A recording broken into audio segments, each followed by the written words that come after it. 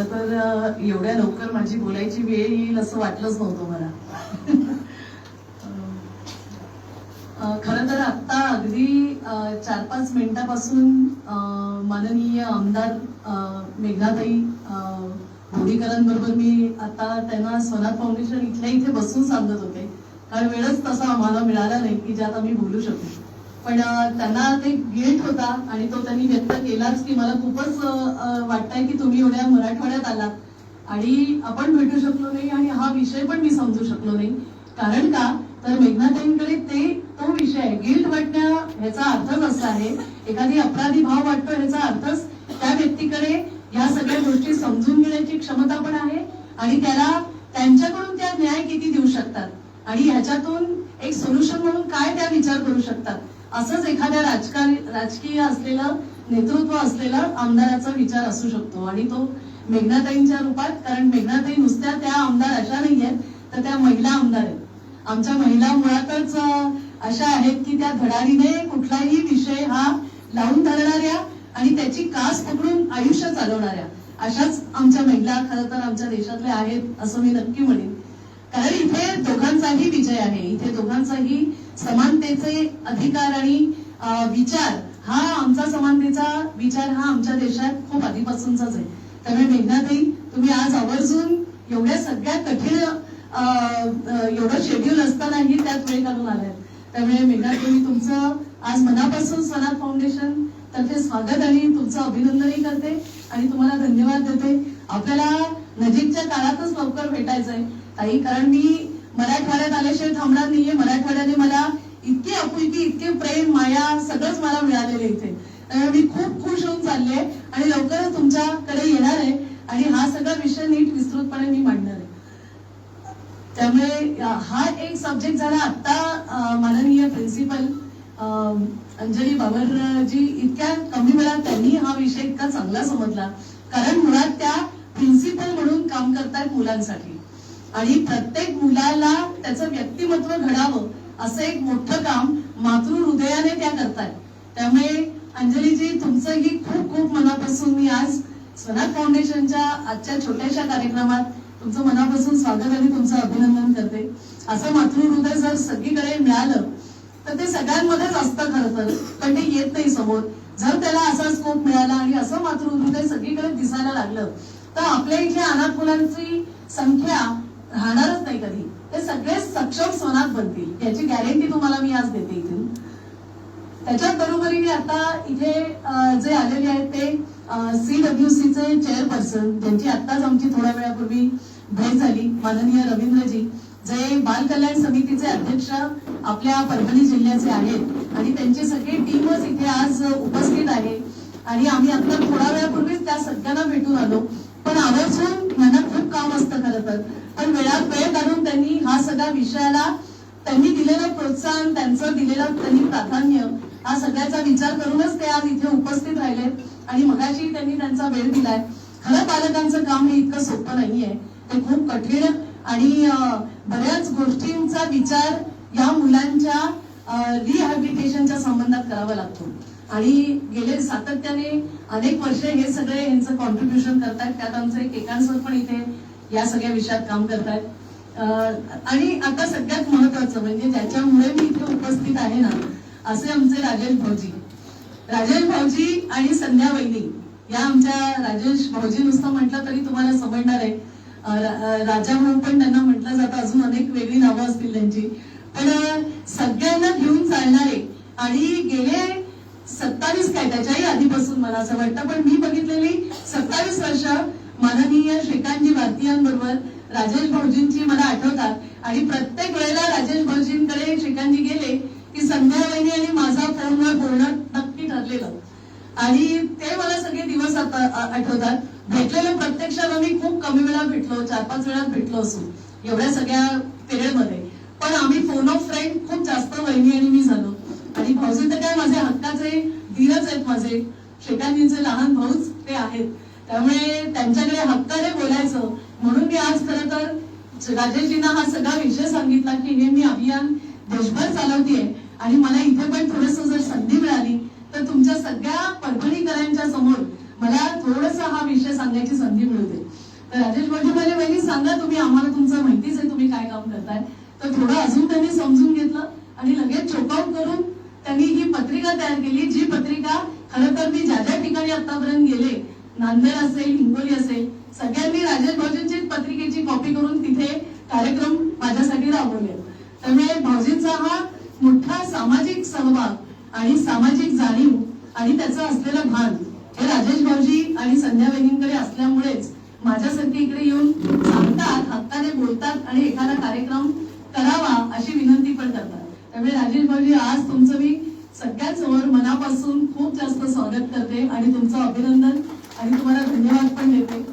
त्याच्या बरोबरीने सगळी टीम जी आहे ना इथे, म्हणजे मी सकाळपासून अनुभव घेते, कालही मी रात्री अनुभव घेतला. आमचे अखिल भारतीय विद्यार्थी परिषदेचे कार्यकर्ते असतील, ते आवर्जून मला रात्री भेटायला सगळेजण आले की आमच्या इथे काल आज काहीतरी टॉस हे करायचं होतं आणि नाव त्याचं काय, नमचषक करणार होते. तर त्यासाठी मला ते बोलवायला आले आणि काही जण जे बाहेरचे सामाजिक समरसता मंचाचे काही कार्यकर्ते आणि जबाबदारी असलेले पदाधिकारी असे सगळेच जण तिथे आले होते.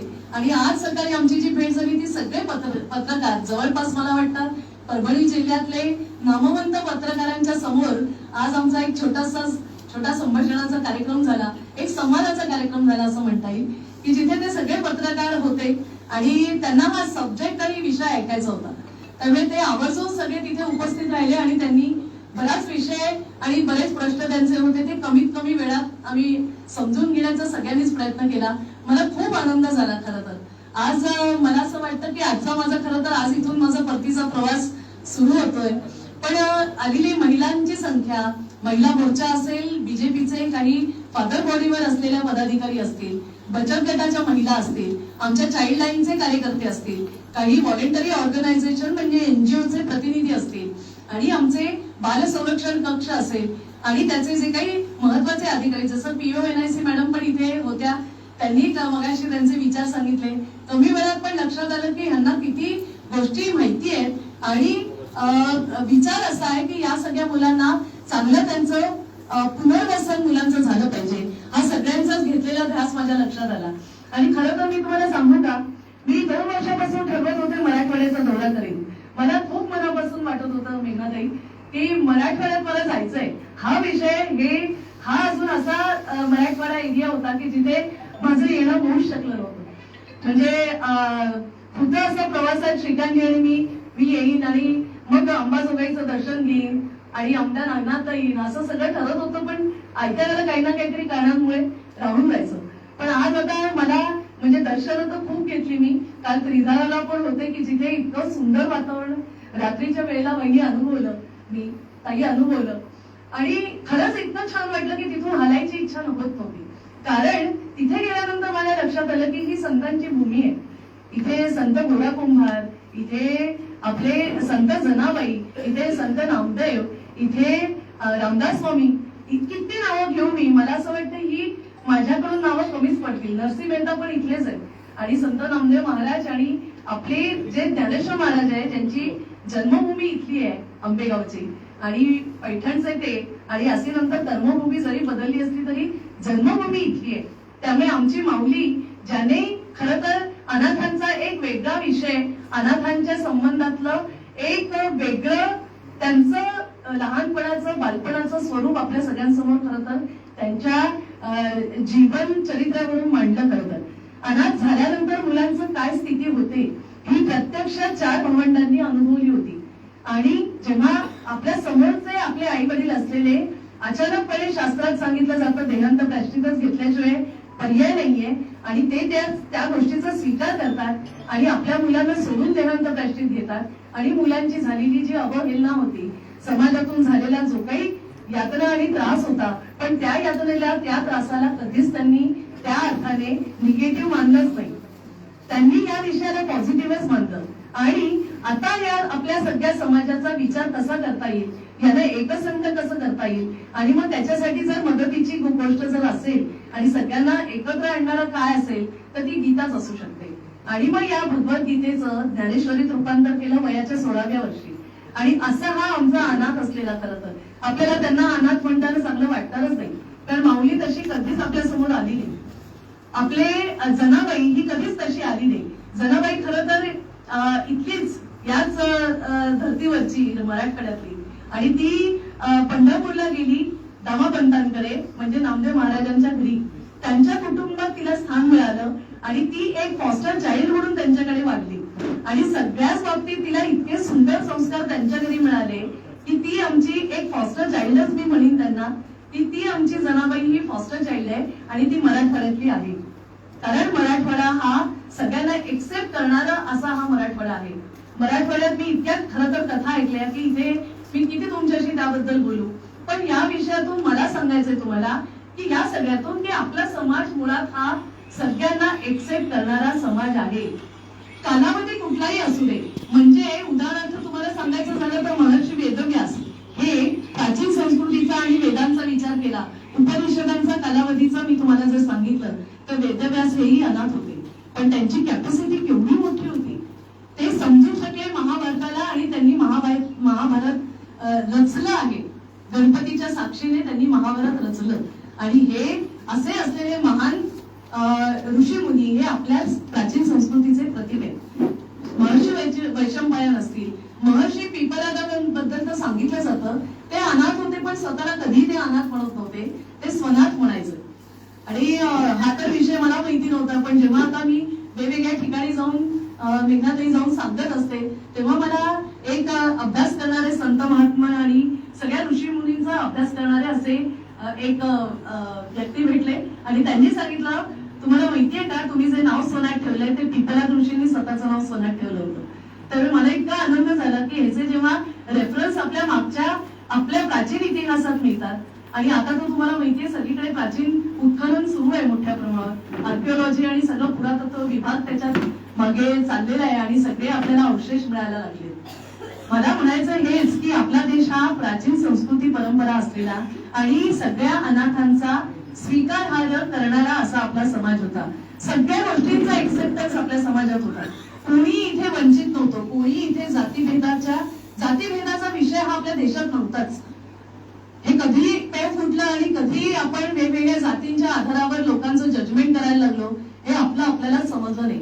पण सगळ्या संतांनी, मराठवाड्यात तर किती संतांनी या सगळ्या विषयाचा उल्लेख केलाय, आणि आपसात भांडू नका. जातीभेदाच्या बियॉन्ड जाऊन आपल्याला आपल्या मानवतावादाचा विचार करायचा आहे, आणि आपल्या सगळ्या समाजाला एकत्र घेऊन आपल्या प्राचीन संस्कृतीची परंपरा असलेल्या सगळ्या ज्या व्यवस्था आपल्या देशातल्या आहेत त्यांना आपल्याला सांभाळायचंय. आपली कुटुंब व्यवस्था असेल, आपली विवाह संस्था असेल, आपल्या इथली जॉईंट फॅमिलीची जी सिस्टीम आहे, जी खरं तर सगळ्या जगभरात त्याची विशेषतः कमालीची आहे. आणि ते बघतायत की फॅमिली म्हणजे काय, तर तो भारत देश असतो. फॅमिली म्हणजे काय किंवा विवाह संस्था म्हणजे काय असतं, तर तो आपल्या भारत देशात त्यांना बघायला मिळतं. ते आपल्याला आता समजायला लागले, ते आपल्याला आता वेगळ्या अर्थाने आपल्या भारताचं एक चांगलं प्रोजेक्शन विश्वामध्ये होत आहे. तर मला असं वाटतं मग हा अनाथ विषय आला कुठून? जर आपल्या प्राचीन परंपरा इतकी महान, त्याच्यानंतरचाही कालावधी सांगितला तर सीता ही जनकाला शेतात नांगर फिरवताना त्यांना सीता आढळली होती जमिनीवर. तिला त्यांनी राजकन्याचा दर्जा दिला, तिचं नामकरण केलं आणि तिला राजकन्या म्हणून ती तर मोठी झालीच, पण तिचं सामर्थ्य इतकं कमालीचं होतं की वसिष्ठ ऋषींनी जेव्हा रामाला वनवासाला जायला जेव्हा सांगितलं गेलं की आता वनवासाला पर्याय नाही रामाच्या, तर तेव्हा वसिष्ठ मुनींनी दशरथ राजाला सांगितलं होतं की आता जर राम राज्य नाही करू शकत तर सीता ही त्याची पत्नी ही रामराज्य सांभाळण्याची कॅपॅसिटी असलेली आहे. रामराज्य तिच्या हातात सोपवा, ती सामर्थ्याने तितक्याच कमालीने ती त्याचा सांभाळ करू शकते. पूर्ण राज्यपाठ तिच्या ताब्यात द्या.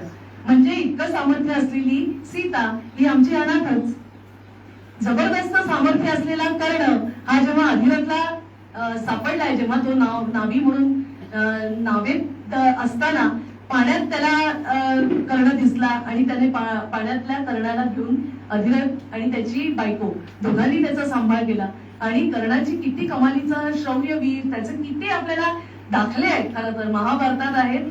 आणि त्याची दानशूरता, त्याचं शौर्य हे खरं तर कमालीचं इतकं होतं की अर्जुनाला पण खरं तर तो नेस्तनाबूत करू शकत होता, इतकं त्याची ताकद होती.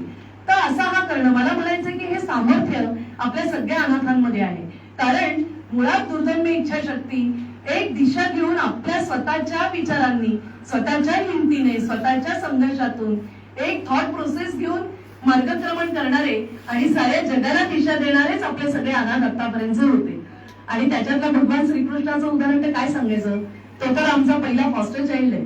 तो तर आमचा पहिला असा चाइल्ड आहे की ज्याने आई आणि वडील कैदेत असल्यामुळे तो भगवान श्रीकृष्ण आला यशोदानंदाकडे.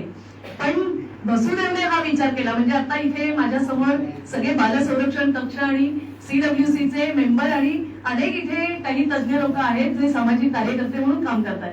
ताई, याच्यात असं आहे की ही सगळी प्रोसिजर आहे ना, ती सगळी जर विचार केला तर पूर्ण श्रीकृष्णाच्या बरोबर कथेशी मिळती जुळती आहे. म्हणजे फक्त वसुदेवने स्वतः सिलेक्ट केलं की मी जर माझ्या मुलाला सुरक्षितता देऊ शकत नाहीये, मी जर माझ्या मुलाला ते प्रेम, माया, आपुलकी, त्याचं बालपण जर सुरक्षित करू शकत नाहीये, तर मग ते माझं मुल कुठे जायला पाहिजे. तर ते अशा सुरक्षित कुटुंबात जायला पाहिजे जिथे त्याचा सांभाळ, त्याचं संगोपन, त्याचे संस्कार हे अबाधित राहतील आणि त्याला चांगलं एक वातावरण, जे आपल्याला म्हणतो आपण की मुलांचे हक्कच मुळात याच्यात आहे. बालकांचे हक्कांबद्दल बोललेलं आहे की प्रत्येक मुलाला फॅमिली मिळाली पाहिजे, हर बच्चे को परिवार, असं आपल्या सगळ्या पूर्ण आपल्या कायद्यातच सांगितलेलं आहे. तर मग हा अधिकार मिळवून देण्याचा जेव्हा वसुदेवने विचार केला तर तो यमुना तीरी जाऊन त्याने सिलेक्ट केले यशोदा आणि नंदाला. आणि यशोदा नंदाकडे त्याच्या ज्या कथा आहेत, त्याच्या ज्या लीला आहेत, त्या आपल्या सगळ्यांनी अनुभवल्या. पण त्या यशोदेने नुसते लाड नाही केले की नाही हे आता देवकीचं मूल आहे तर मला आता लाडच करावे लागतील, नाही तर कोणीतरी काहीतरी ऑब्जेक्शन घेईल, कोणी काहीतरी बोलेल. त्या यशोदेने विचार केला, कारण तिच्याकडे होतं ते ममत्व होतं, तिच्याकडे होतं ते वात्सल्याने भरलेलं हृदय होतं. नंदाकडे होतं ते मजबूत देण्याचा आधार होता, जो एका मुलाला एक चांगल्या सावलीसारखा असायला लागतो. एक कॉन्फिडन्स त्या मुलाला मिळत असतो, तो त्याच्या वडिलांकडून मिळत असतो. आणि मातृत्व, प्रेम, माया, आपुलकी, जिव्हाळा हे सगळं त्याला मिळतं ते त्याच्या आईकडून मिळतं. आणि असे जेव्हा यशोदानंद असे कृष्णाला मिळाले तेव्हा त्याचं बालपण हे सुरक्षित पण झालं, संपन्न पण झालं, समृद्ध पण झालं आणि सुखी पण झालं. आणि त्याच्या आधारावर आमचा कान्हा हा पुढे जाऊन जबरदस्त हैसियत असलेला असा बहुआयामी व्यक्तिमत्वात ट्रान्सफर झाला. तर हे सगळं जे आपल्या इथलं मुळात हे पालकत्वच मुळात हे सुजाण पालकत्व आहे.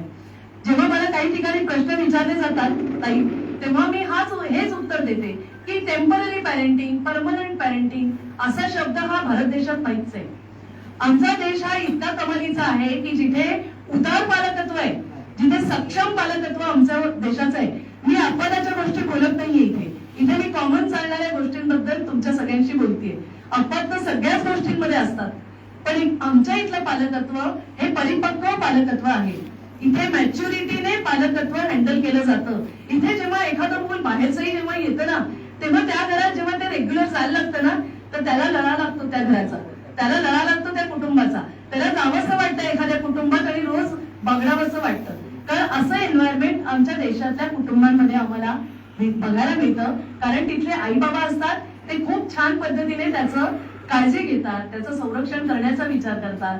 म्हणून मला असं वाटतं की ही जी योजना आहे ना, जी प्रतिपालकत्व योजना, जी आपल्या देशात खरं तर खूप आधीपासून ताई, याच्यात रवींद्रजी इथे आहेत उपस्थित, त्यांना माहिती, त्यांनी गेले अनेक वर्ष तेही या क्षेत्रात काम करतायत. खाली बसलेल्या आमच्या अनेक बाल संरक्षण कक्ष आणि महिला बाल विकास विभागाचेही अधिकारी आहेत आणि आमच्या मॅडम पण आहेत बाल कल्याण समितीच्या. त्यांना माहिती आहे की जेव्हा मूल त्यांच्या समोर येतं ना, इतक्या अनेक अडचणी असतात. कारण ते वेगवेगळ्या परिस्थितीतून मूल त्यांच्याकडे येतं, कुठल्याही क्षणी येतं, कुठल्याही वयाचं येतं, त्याला कुठली बॅरियरच नाहीये. मूल जेव्हा येतं तेव्हा कुठल्याही जातीचं येतं, कुठल्याही धर्माचं येतं. ही कुठलीही जात, धर्म, पंथ हे काही नाहीये. मुलाला फक्त पाहिजे ते प्रेम, माया, आपुलकी, जिव्हाळा. आणि तो त्याच्यापासून वंचित झालेला असतो, म्हणूनच तो बाल कल्याण समितीकडे येतो आणि त्याच्या संबंधातला निर्णय हा बाल कल्याण समितीला घ्यावा लागत असतो. मग अशी अनेक वेगवेगळ्या परिस्थितीतली मुलं जर आली तर त्यांचा विचार कसा केला जाणार, तर त्याच्यासाठी कायदा सांगितलेला आहे. तर 1960 पासूनचा कायदा हा फॉस्टर केअर सर्व्हिसेसच्या संबंधात सांगितलेला आहे. ज्याच्याबद्दल आज तुम्ही इथे वाचताय की प्रतिपालकत्व. प्रतिपालकत्व म्हणजे सोप्यातला सोपा आधार जर मी सांगायचा झाला तर एखाद्या बिंबाचं प्रतिबिंब असतं, बरोबर. तसंच पालकत्वाचं प्रतिपालकत्व आहे हे, म्हणजे हुबेहूब त्याच्यासारखं साधर्म्य असलेलं. मग पालकत्वाचं हुबेहूब प्रतिबिंब म्हणजे काय आहे? ते प्रतिपालकत्व आहे. पण ते पालकत्वच झालं ना, ते सुजाण पालकत्वच असणार ना. कारण आमचा देश हा अनाथांचा देशच नाहीये, मुळात आमचा देश हा स्वनाथांचा देश आहे. आमच्या इथे जबरदस्त एक्सेप्टन्स प्रत्येक व्यक्तीला आणि प्रत्येक इथे राहणाऱ्या जीवाला आहे. आपण पायाखाली प्राण्यांनाही मारत नाही खरं तर. पण आपल्या अशा देशामध्ये आता अशी स्थिती आहे ना की इथे पोर्टलवर जर तुम्ही टाईप केलं ना की फॉस्टर केअर सर्व्हिस, तर थोडं नुसतं तुम्ही फॉस्टर टाका. फॉस्टर टाकलं की तिथे येतं pet animals, foster for pet animals असा एक तिकडे वेबसाईट तुम्हाला मिळते. म्हणजे आपल्या इथे फॉस्टरिंग केलं जातं पेट अॅनिमल्सचं, आणि ते सगळ्या देशांसारखं आपल्या देशात केलं जातं. मग आपल्या देशात चिल्ड्रन हा हे नाव कधी लागणार? तिथे फॉस्टर फॉर चिल्ड्रन असा विषय हा जेव्हा आपण वेबसाईटवर टाकतो ना तेव्हा यायची गरज आहे. कारण फॉस्टर केअर सर्व्हिसची ही योजना ही अनेक वर्षांपासून आहे, अनेक वर्षांपासून ती कागदावर आहे. पण त्याच्याबद्दलचं जर इम्प्लिमेंटेशन करायचं झालं तर त्याच्यासाठी अनेक थोड्याशा छोट्या छोट्या अडचणी आमच्या समोर आहेत. म्हणजे आता महिला बाल कल्याण विभाग असेल किंवा हे सगळेच जण ह्यांनाही वाटतं की हा सगळा विषय झाला पाहिजे, नक्कीच झाला पाहिजे. पण जेव्हा एखादं मूल येतं तेव्हा त्याची तातडीने अन्न वस्त्र निवारा ही त्याची बेसिक गरज, ह्याच्यासाठी त्याला पाठवलं गेलं पाहिजे हे त्यांच्या सगळ्यांसमोरचं एक डिसिजन असतं. आणि त्याच्यानंतर त्यांना कुटुंब द्यायला हवी असतात. पण अशी पेरेंट्स पण त्यांच्या समोर यावे लागणार आहेत.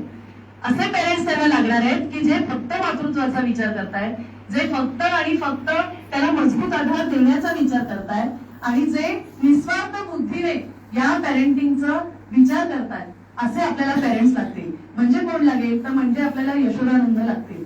म्हणजे कोण लागेल? तर मग आपल्याला अधिरथ लागेल. म्हणजे कोण लागेल? तर आपल्याला जनकणी सुनैना ही त्याची राणी लागेल, की जी पुढे येते आणि म्हणते की मी प्रतिपालकत्व योजने थ्रू मला मूल हवं आहे, मला एक मुलगा आहे, मला मुलीची गरज आहे, मला त्याला बहीण द्यायची आहे, तर हे शक्य आहे का? असं जेव्हा एखादा पालक पुढे येईल तेव्हा त्याला डिस्ट्रिक्ट चाइल्ड प्रोटेक्शन युनिटचे जे लोक आहेत ते म्हणतील की ठीक आहे, तुम्ही ऍप्लिकेशन करा, या पुढे बघूया आपण काय देता येईल तुम्हाला.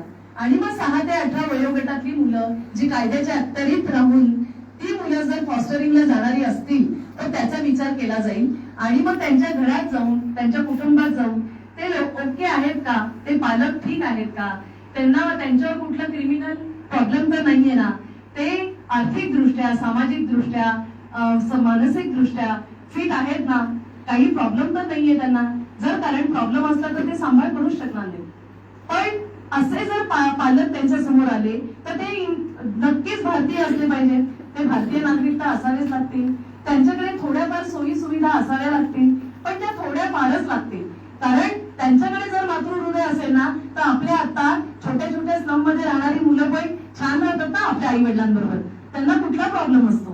प्रॉब्लेम हा आपल्या बघणाऱ्यांना असतो त्यांच्याकडे, की अरे अरे कसा राहतोय हा, अरे अरे रस्त्यावर चाललं मूल कसं राहतंय. पण जेव्हा त्याची आई त्याच्या बरोबर असते ना तेव्हा त्याला कुठलाच त्रास नसतो. तो पदर पकडतो आईचा आणि इकडे तिकडे त्याच्याबरोबर तिच्याबरोबर फिरत असतो. याचा अर्थच असा की जिथे मायेची रूप, जिथे वात्सल्य आणि जिव्हाळा असेल तिथे हा सगळा विषय हा नीट पद्धतीने जाऊ शकतो.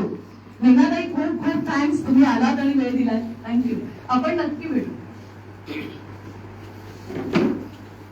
तर मला असं वाटतं म्हणून की प्रेम, जिव्हाळा, आपुलकी हे सगळं आपल्या देशात आहे, हे इथेच आहे. आणि यासाठी आपल्याला तयार व्हावं लागेल.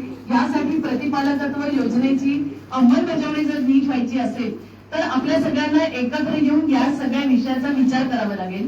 मराठवाडा हे त्यासाठी मी खरं तर एक हा रिजन, हा विभाग मी निवडते. कारण का, मी जेव्हा बीडला गेले, मी जेव्हा धाराशिवला गेले, मी जेव्हा लातूरला गेले, या सगळ्याच ठिकाणी मला इतका चांगला अनुभव. आता नांदेडचाही प्रवास करून आले, हिंगोलीचाही प्रवास करून आले, आणि या सगळ्या ठिकाणी मला इतका आनंद झाला की तिथे सगळ्या लोकांनी मला म्हटलं की मॅडम आम्ही रेडी आहोत. म्हणजे यंत्रणेचे तिथे तुमच्याच सारखे आलेले CWCचे मेंबर होते, सगळेच जण आले होते. आणि सगळा समाज आणि मीडिया पण तिथे सगळ्यात महत्वाचा आला होता. तो मला आम्ही देतो, प्रबोधनाचं काम आम्ही करतो, समाजात जनजागृतीचं काम आम्ही करतो. असा जर तुमच्यासारखा समाज जो एक सकारात्मक विचार करून पुढे येतोय, असं जर सगळे आपण एकत्र आलो ना, तर या सगळ्या विषयाला आपण आपल्या मराठवाड्यात आणि आपल्या परभणी जिल्ह्यात स्थान देऊ शकतो.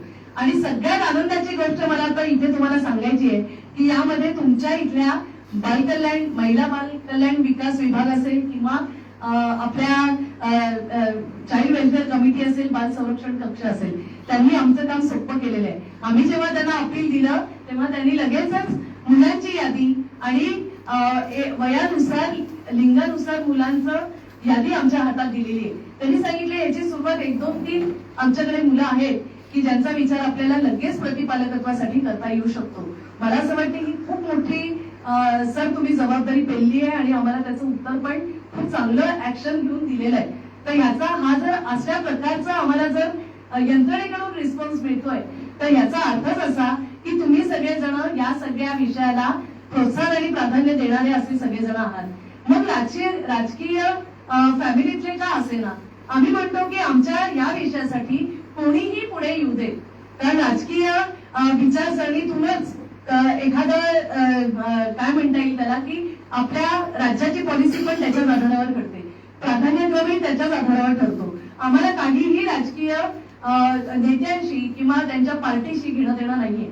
आम्हाला घेणं देणं हे आमच्या मुलांना कुटुंब मिळण्यासाठी, आणि आमच्या मुलाला जर कुटुंब कुठल्याही पार्टी थ्रू मिळत असेल तर आम्ही त्या सगळ्यांना अपील करायला तयार आहोत, आम्ही त्या सगळ्यांकडे जायला तयार आहोत. फक्त त्यांनी या विषयाला प्राधान्य द्यावं, बाकी आमची कुठलीही मनीषा, इच्छा, आकांक्षा नाही. त्यामुळे मला असं वाटतं जर अशा चांगलं वातावरण, मला जर अजून माझं फक्त 2 जिल्हे राहिलेले आहेत, संभाजीनगर आणि जालन्यात मी लगेचच चाललेले आहे, आणि तिथे या सगळ्या संबंधातला जर हा सगळा तुमच्यासारखं वातावरण हे 100% मी तुम्हाला सांगते, फक्त मराठवाडा नाही तर विदर्भात पण आपल्याला खूप चांगल्या पद्धतीचा रिस्पॉन्स हा मिळालेला आहे ऑलरेडी. तिथे त्यांनी म्हटले की तुम्ही ताई या, आपण सगळे मिळून या विषयाचा विचार करू आणि एक चांगलं वातावरण आपल्या मुलांच्या प्रतिपालकत्व योजनेला कुटुंब देण्यासाठी करू. त्यामुळे मला असं वाटतं मी जास्त तुमचा वेळ घेत नाही, कारण आज खरंच तुम्ही एवढ्या वेळात वेळ काढून, शनिवारचा दिवस काही, शनिवार आणि रविवार म्हणजे तसा आता विकेंड कल्चर आपल्या इकडे सुरू झालंय. नशिबाने मला असं वाटतं ते परभणीत अजून आलेलं नाहीये, कारण आमच्या इथे 5 दिवसाचा झालं की शनिवारी, शुक्रवारी रात्रीपासूनच शहरांमध्ये वातावरण सुरू होतं की उद्या आणि परवा सुट्टी आहे. मला असं वाटतं अशा वातावरणात तुम्ही इथे शनिवारच्या दिवशी पण, संध्याकाळच्या दिवशी, आणि खरं तर यंत्रणेचे जे गव्हर्नमेंट यंत्रणेचे लोक आहेत त्यांना तर सुट्टी आहे, आता त्यांचं खरं तर नाहीये वेळ, पण तरी त्यांनी वेळ देऊन इथे हा सगळा विषय समजून घेण्यासाठी आले. त्यामुळे मी तुमचे खूप खूप सगळ्यांचे आभार मानते.